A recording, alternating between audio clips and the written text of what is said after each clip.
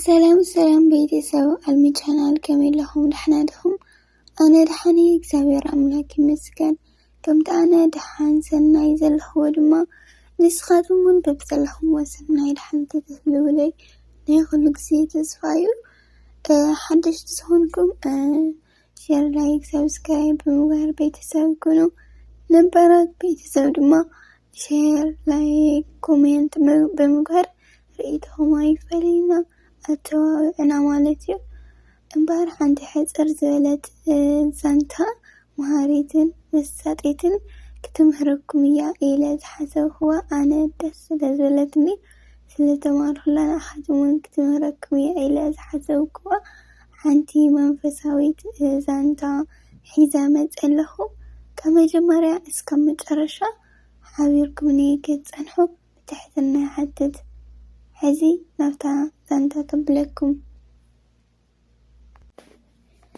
حد أوانيو أحد عدي أو ثلاثات إدماء زركب علول شفتها نبرا إذي سب بمزراغ بمزماو بحفشا أو كل حماقات زبهال سرحات بموفر أسيو أشقاري زنبرا من إسائيو انت خنا كله اتيزي سارحو زنبرا كفو سرح سلازمونو نخنا صاح نخنا زاد والسنة وسيلو تراي ساكل أي فقدان بتاقوار نخفت أمور ما لو حنتي أفتانسو بتغمد الله زنورات عدي سركب قدام أمرحا نبتي قدام كيدو كلو اتي سقبرو حاجات حنتي كيترفا إري قصر ربيلو نتي أبو نيت قدام نقرو إثي زسروحو حاجات عزيو عوين زسكحكحن سلزنورا إتو مبو أفتي كزي نزازي بوشتهم كمزي إلوم تسليو أو قيتهي نزي سبزي كم حينت منفساوي أتحساسوان أتححزان محب حابن كقبرولو كم أون انت عينت قننا كبو بحر خاقلت اللي إلوم صلتو معرقو دحري قرو دقايق እግዚአብሔር አምላክ ድማ ነቶም አቦ ንመልአኹ ሰዲዱ ኩሉ እቲ ክገብርዎ ዘለዎም ነገራት ሓበርዎ ሽሑ እቶም አቦ ነቲ መንእሰይ ሓንቲ ንእሽተይ ሳንኪሎ ሂቦም ዝወዳይ ነዛ ሳንኪሎ ከድ ማይ ምልእያ እሞ ምስ መልአኸያ ኸዓ ናባይ ኣምፃያ ሽሑ ኩሉ ሓጢአትካ ክሕደገልካ እዩ በልዎ እቲ መንእሰይ ድማ ኦ ኣባ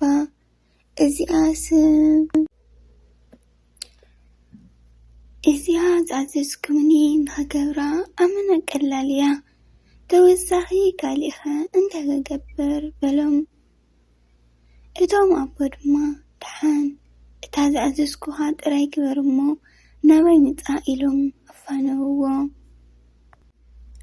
ካብኡ እቲ መንእሰይ ነታ ሳንኪሎ ወሲዱ ብቕልጡፍ ንኽመልኣ ናብቲ ኣብ ጥቓ እቲ ገዳም ዝነበረት ሩባ ሒዝዋ ከደ ኣብኡ ከይዱ ድማ ከምቲ ዝተዓዘዞ ነታ ሳንኪሎ ማይ ክመልኣ ጀመረ እንተኾነ ዋላ እኳ ክሳዕ ኣፋ ክመልእ እንተፈተነ እታ ሳንኪሎ ግና ክትመልእ ኣይከኣለትን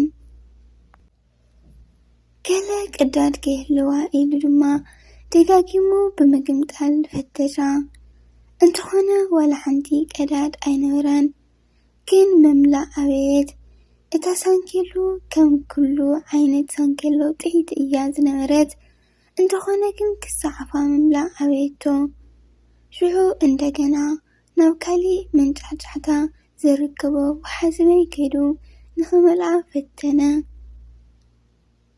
ሕጂ እውን ኣይሰለጦን ኣይተዓወተን ከምዚ ኢሉ ድማ ብድኻም ነዊሕ እዋን ሓለፈ ሓደ መዓልቲ ግና ናብ ልቡ ተመልሰ እሞ እታ ሳንኪሎ ብዘይ ምምላኣ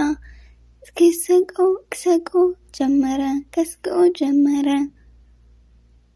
ሳንኪሎ ዘይምምላኣ ከስቅኦ ምስ ጀመረ ብድሕርዚ ኣምርር ኣቢሉ ምርር ኢልዎ ኦጌታይ ኣነ ሓጢኣተኛ ስለ ዝኾንኩ ዲኻ እዛ ሳንኪሎ ክትመልኣ ዘይፈቐድኻ ኢሉ ኣምሪሩ በኸየ።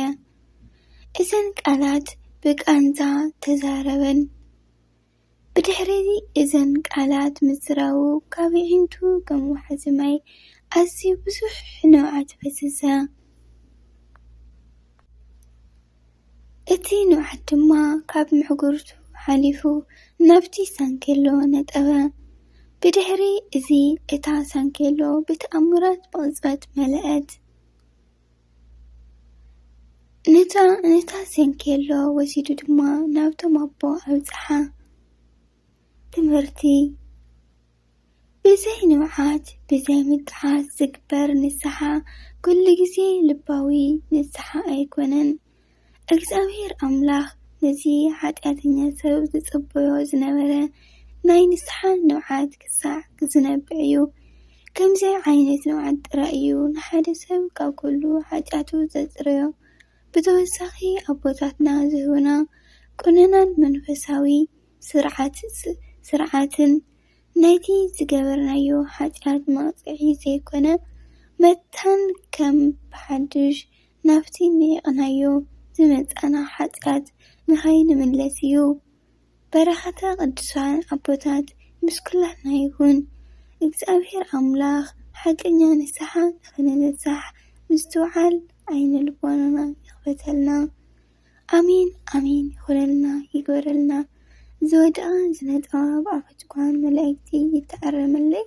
ወስብሐት ለእግዚአብሔር ወለወላዲቱ ድንግል ወለመስቀሉ ክቡር ይኹን ንዘለዓለም ዓለም ኣሜን ይኹን። እምበር ክብራት ተኸታተልቲ ቤተሰብ ኣልሚ ቻናል እዛ ዝነበረትና ቪድዮ ጣዕምቲ ዛንታ ነዚኣ ትመስል።